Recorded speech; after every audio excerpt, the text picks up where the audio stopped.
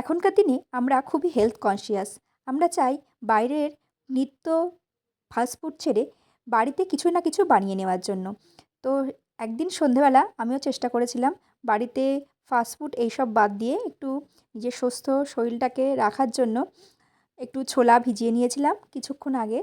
তো সেই ছোলা ভিজানো এবং বিভিন্ন রকম সবজি, সেই সঙ্গে দিয়েছিলাম টমেটো কুচি, শসা ছিল তার পাশাপাশি পেঁয়াজ কুচি, ধনেপাতা, টমেটো কুচি, গাজর কুচি এবং একটু আদাও দিয়েছিলাম হালকা করে অল্প পরিমাণে এবং সেই সাথে পাতিলেবুও নিয়ে নিয়েছিলাম।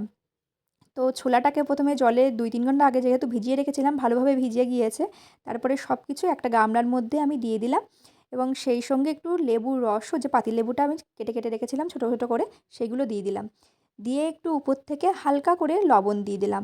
যদি আপনারা মনে করেন আপনাদের বাড়িতে কোনো অসুস্থ মানুষ আছে কিংবা সন্ধেবেলাটা খুব সুন্দরভাবে মুড়ির সাথে এটা কিন্তু খুবই ভালো লাগে।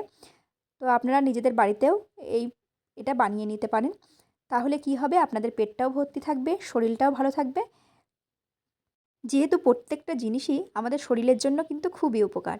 যেমন গাজর, ছোলা, টমেটো, শসা, পেঁয়াজ সব কিছুই আমাদের শরীরের জন্য দরকার। তার মধ্যে একটু ধনেপাতা কুচিও যেহেতু দিয়ে দিয়েছিলাম, একটু লেবুও দিয়ে দিয়েছিলাম যাতে একটু টকটক ভাবটাও লাগে, খুব ভালো লাগে খেতে। তো সব কিছু আমার ছেলেও দেখুন হাত দিচ্ছে ও খাওয়ার জন্য। আমাকে মাখতেই দিচ্ছে না, মাখতে সময়ই দিচ্ছে না আর কি। ধন্যবাদ সবাইকে পুরো ভিডিওটা দেখার জন্য।